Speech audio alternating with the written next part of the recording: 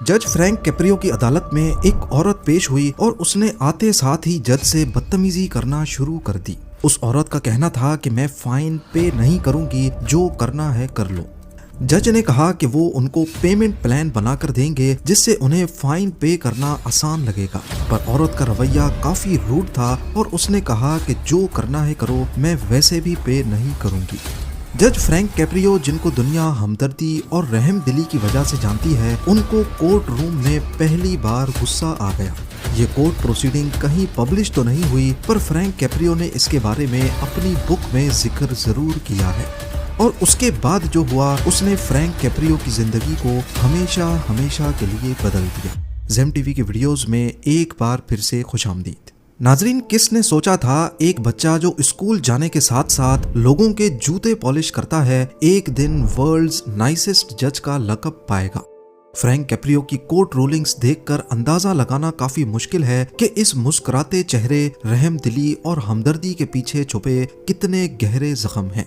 Frank Caprio Rhode Island के शहर Providence के म्यूनिसिपल कोर्ट के चीफ जज थे। 1985 से 2023 तक लगातार 38 इयर्स उन्होंने इस ओहदे पर इंसाफ का फर्ज अदा किया। उनकी पहचान एक reality TV show caught in Providence से बनी। उनके कोर्ट में ट्रैफिक वायोलेशन से रिलेटेड केसेस आया करते थे, गलत पार्किंग करने पर, ओवर स्पीडिंग या फिर सिग्नल तोड़ने पर।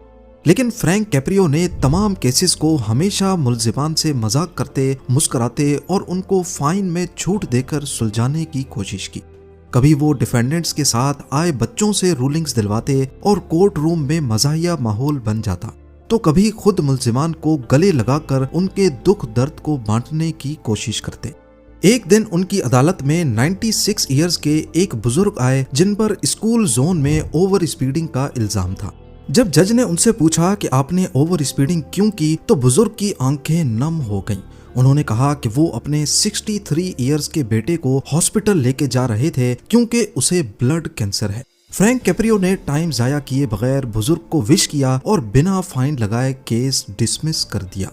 इनका ये खुश मिजाज रवैया सिर्फ अमेरिका में ही नहीं बल्कि पूरी दुनिया में अप्रिशिएट किया गया। यहाँ तक कि दूसरी कंट्रीज के जजेस ने फ्रैंक कैप्रियो को अपना आइडियल भी तस्लीम किया है। पर इस हंसते मुस्कुराते चेहरे के पीछे एक दर्द भरी कहानी है जिसने उन्हें इस मकाम तक पहुंचाया जिसका उन्हें कभी अंदाजा भी नहीं था।